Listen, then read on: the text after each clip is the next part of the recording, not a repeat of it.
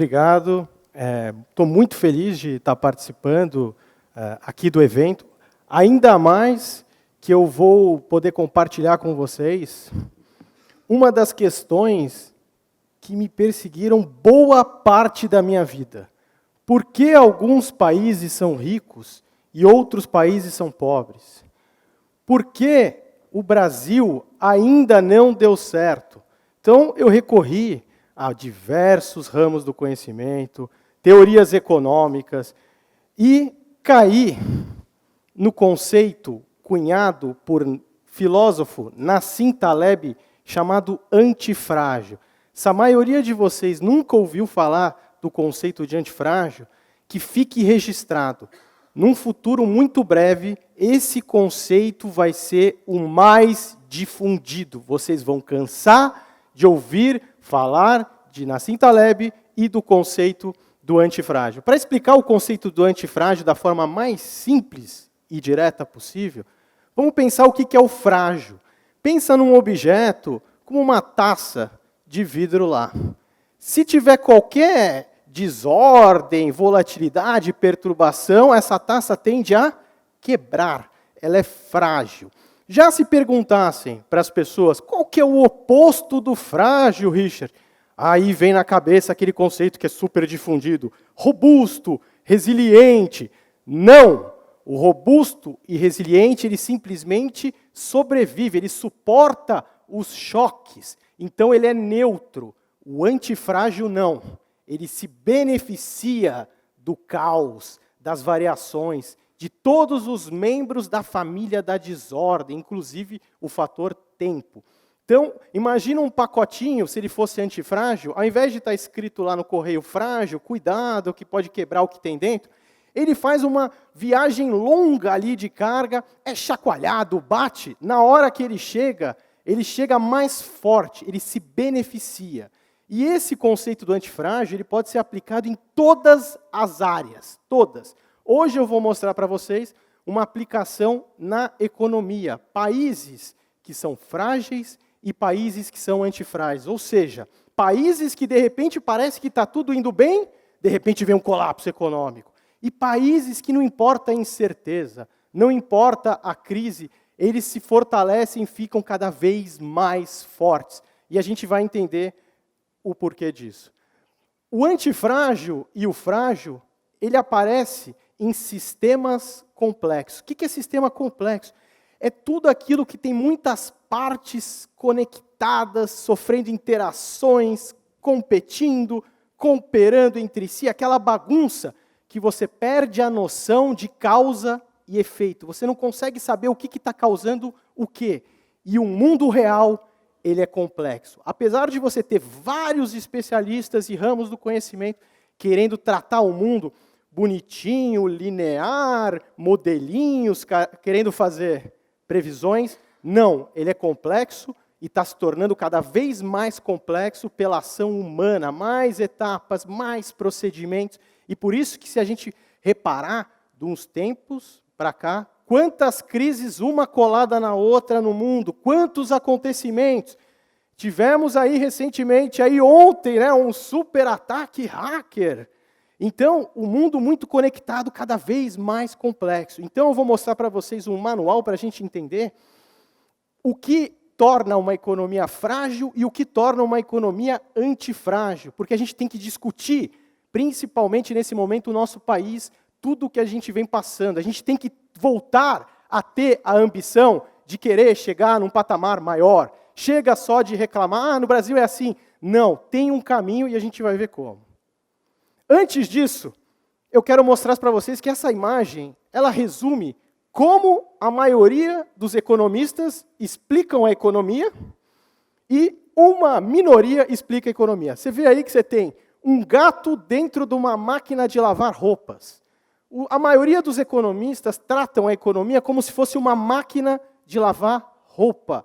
Ou seja, um sistema não complexo, que eles conhecem as engrenagens, que tudo é bonitinho, linear, previsível. Mas não! O mundo real, a economia real, ela se parece muito mais com um gato, que é um sistema complexo. Então, essa é uma distinção muito importante do não complexo e do complexo. A gente tem que parar de tratar a economia como se fosse algo mecânico. É algo natural, a gente tem que voltar às raízes da natureza. Vocês vão ver, dentro dos itens que eu separei, o que fragiliza uma economia, ou seja, o que torna essa economia mais vulnerável a qualquer tipo de incerteza, volatilidade, variações, qualquer coisa que saia do script que dê errado, essa economia ela já pode entrar em colapso. Primeiro ponto, centralização. Esse conceito você pode aplicar tanto para país, empresa, decisões. Olha só, isso aqui é um sistema de redes. Sistema de redes é o coração de um sistema complexo. Então, visualmente, a gente vai entender por que a centralização é frágil. Você pode ler milhões de livros, teorias, argumentos. Olha que fácil. Você tem aí as conexões do primeira figura. Quanto maior a bolinha, quer dizer que tem mais conexões dela. Olha só um sistema extremamente centralizado. Tem um grande hub no meio e tudo conectado a ele. Aí eu pergunto, esse hub, ele comete um erro gravíssimo. Ele espalha ou não para todos os outros? Imediatamente. Agora, pior ainda, esse grande hub sofre um ataque e a gente tira ele. O que acontece com esse sistema? Se parte. Ah, Richard, vamos montar agora um negócio mais bonito, mais descentralizado. Olha lá, tem os hubs ali, mas tem um hub central também. Você tira ele, o que acontece com a rede? Se parte. Agora, um sistema verdadeiramente descentralizado.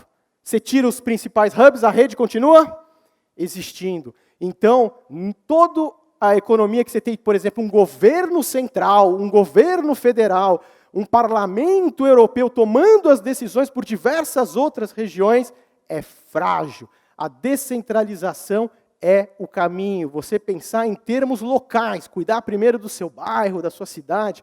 Imagina uma pessoa ali distante tomando todas as decisões e espalhando erros, ou se ela tiver algum problema, ela comprometendo toda a rede. Então, toda centralização é frágil, seja em países, seja em empresas. Intervencionismo ingênuo, que é o quê? É o ser humano achar que hoje em dia ele é moderno demais e pegar a estatística de tudo que é coisa. Ah, eu tenho dados, big data, e aí ele fica o quê? Tentado a querer consertar tudo aquilo que ele acha que está errado. E aí ele acaba provocando o que na medicina é chamado de iatrogenia. O que é iatrogenia?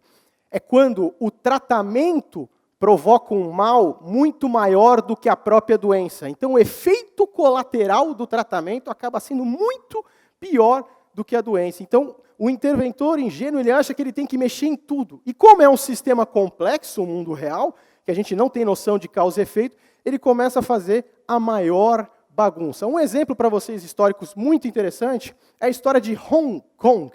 Em Hong Kong, o Sir John Copperwhite, que comandava a Hong Kong quando ela ainda não era próspera, sabe qual foi a atitude dele?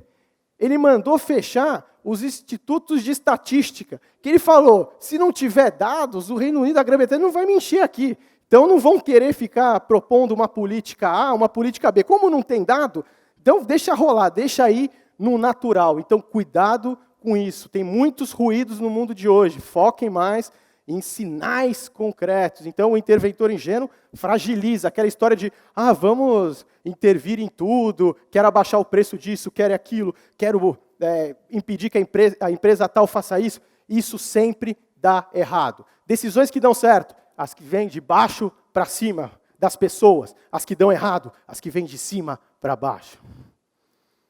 Dívidas. Dívida é sempre uma escravidão para um país. Porque quando você está endividado, você, país, pessoa ou empresa, você perdeu a sua margem de manobra, você está na mão dos outros. Qualquer imprevisto que você tiver, você está condenado. Todo o seu plano tem que dar certo. Caso contrário, só você pensar, se está atolado em dívida, uma pessoa, uma empresa, um país, ele tem algum tipo de escolha ou ele acabou de ser escolhido? Então, dívidas sempre fragiliza. Esse negócio de dívida boa, dívida ruim, o cara que fala isso, você vai e chuta ele, porque toda dívida é frágil. Produzir castanhas de caju, chips de computador, soja ou carros, bananas ou computadores, faz diferença? Toda diferença. Um país é rico, para você ver se ele é rico, é aquilo que todos os habitantes juntos, de forma coletiva, são capazes de produzir. Países ricos produzem produtos e serviços de alto valor agregado, produtos de alta complexidade. Países que só produzem recursos naturais, o tipo de sociedade que emerge disso é muito ruim, é nefasto. Mais para frente, a gente vai ver por que, quando você parte para produzir produtos e serviços de alto valor agregado, emerge um outro tipo de sociedade, um outro tipo de produtividade, tem outro tipo de exigências, instituições. Então, assim, um país que está focado só nesses produtos, ele é frágil. Além disso, tem um economista que criou uma teoria, Davi Ricardo, vantagens comparativas, ele falava, não, você é bom em produzir banana, produza só banana, e com o dinheiro que você ganhar na banana, você compra os outros produtos de maior valor agregado. Só tem um problema, né, Davi Ricardo? Qual que é o problema? E se o preço da banana desaba? E se ninguém mais no mundo quer comer banana? Tá vendo? Você está totalmente focado. É igual aquela empresa que tem um grande cliente e o resto pulverizado. Se aquele cliente vai embora da empresa, o que aconteceu? A receita da empresa desaba de repente. Falta de pele em risco, skin in the game, quer dizer o quê? Você tem muitas pessoas nos países, nas economias frágeis, tomando decisões sem o deles na reta, sem a pele deles em risco. Se dá errado aquilo, ele não tem nenhuma desvantagem. Nenhuma, ele não responde por aquilo. Isso vale também para empresas e setores protegidos, e até profissionais que às vezes pregam uma coisa, e você vai ver na vida real do cara, ele não aplica aquilo. A pele dele não está em risco. Essa imagem é o rei Alexandre o Grande, porque eu fiz questão de colocar ele. Ele queria declarar guerra, ele queria ser um grande conquistador, mas ele era o primeiro a estar lá na linha de frente da batalha. Ou seja, ele tomava decisões, mas a pele dele estava em risco. Isso é um diferencial brutal. Uma sociedade que todo mundo está com a pele em risco, que se responsabiliza pelas suas ações, as pessoas tomam outro tipo de ações. Agora, uma sociedade que você, não importa o que você decida, não é você que vai dançar, o ônus não vai vir para você, a desvantagem, por exemplo, se dá certo, a vantagem, o Richard aí, o cara é legal, aí dá errado, você se ferra e eu não. Eu falo, a vida é assim, pele em risco. Já na economia antifrágil, ou seja, uma economia, não existe uma economia perfeita no mundo, um país, assim, você tem graus de antifragilidade, uns mais, outros menos, como grau de fragilidade também, como, por exemplo, o Brasil passou um tempo atrás. Você vê que em 2010, PIB cresceu 7%, o indicador econômico que todo mundo acompanha. O PIB está crescendo, só que cresceu com fragilidades. E aí agora todo mundo está sentindo na pele a conta. Então, cuidado também com indicadores econômicos. Tem que ver se você está acumulando ou removendo as fragilidades. Na economia antifrágil, a primeira característica é essa, descentralizada. O melhor exemplo político que vocês podem ter é a Suíça. Quem é o presidente da Suíça? A maioria nem vai saber. Por quê? Porque lá muda todo ano, lá você tem uma democracia direta, lá valoriza a localidade, cada suíço pode opinar ali daquela região que é próxima dele, do dia a dia, ele pode cobrar o cara que está tomando a ação, o cara não está longe, e ele não tem nem como cobrar, é o dia a dia, é a pele em risco. Então, se vocês querem pesquisar um sistema político sensacional, pesquise como funciona os cantões aí da Suíça. Outro exemplo de descentralização. A Alemanha, a produção dela é muito descentralizada. Eles priorizam muito empresas que têm de 100 a 200 funcionários e principalmente as economias locais. E aí eles vão interligando todo o país. Está vendo? Eles vão formando aquela rede que a gente viu, mais descentralizada. Eficiência da via negativa. Isso é um conceito mais importante que tem. Ao invés de você ser um interventor ingênuo e querer ficar acrescentando coisas àquela economia, primeiro foque em remover as fragilidades. Isso vale para a vida também. Ao invés de querer acrescentar, eu tenho que fazer, você tem que primeiro mapear as suas fragilidades e removê-las. Remova fragilidade, é o caminho natural para você alcançar a antifragilidade, ou seja, se beneficiar do caos, se beneficiar da aleatoriedade, se beneficiar da incerteza. Estrutura produtiva diversificada. Economias antifrágeis produzem de tudo, principalmente produtos e serviços de alto valor agregado. E para isso, os físicos que estão estudando as redes, o César Hidalgo e o Barabasi, olha que legal, eles descobriram que o ser humano e as empresas têm um limite de capacidade de armazenamento de informações. E para você fabricar produtos complexos, passa desse limite. Então, por exemplo, chama person byte. Então, por exemplo, para fabricar um avião, você precisaria de 15 person bytes. Ou seja, o que eles estão mostrando? Que o país e a economia que se torna antifrágil é aquela que as pessoas e empresas conseguem formar alianças. Ninguém vai sozinho. Tanto que eles formam um sistema produtivo eficiente coletivo. Quer ver o maior exemplo disso? Como é que explica que o tal trabalhador brasileiro, que é ineficiente, improdutivo, se você remove esse cara daqui e insere ele em sistemas coletivos produtivos, como Alemanha, Japão, só dele ser inserido lá, passa um tempo, algumas semanas, o cara já está produzindo igual um alemão, igual um japonês. Por quê? A chave de tudo. Produtividade é uma questão coletiva e não individual. Esse é o pulo do gato. E numa estrutura produtiva de produtos e serviços complexos, a industrialização, você tem diversas etapas que são necessárias, você desenvolve uma indústria de serviços complexos, você está aí a Revolução 4.0, que vai ser máquina conversando com máquina dentro da fábrica, ou seja, cria os melhores postos de trabalho, aqueles que vão pagar altos salários e não aqueles que vão desaparecer. Então, o Brasil, enquanto ele for focado em um país de commodities, ele está condenado. Ele tem que partir para diversificar a produção, partir para a industrialização e formar um sistema coletivo eficiente, melhorando a infraestrutura. Por que melhorar a infraestrutura é importante? Porque você está facilitando as conexões entre as redes. É isso, a gente se conectar. E o brasileiro ganhar consciência que ele tem que trabalhar em equipe. Nenhum país se torna antifrágil com mentes individuais brilhantes. Se torna antifrágil com uma mente coletiva brilhante. Pouca dependência externa e redundância, ou seja, tem um nível de endividamento baixo e redundante. Olha o relógio aí, se falha no meio, os outros continuam funcionando.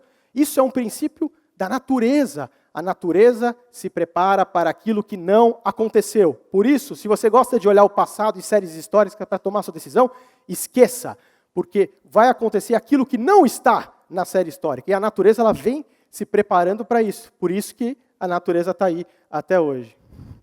Expostos periodicamente a agentes estressores. Quer dizer o quê?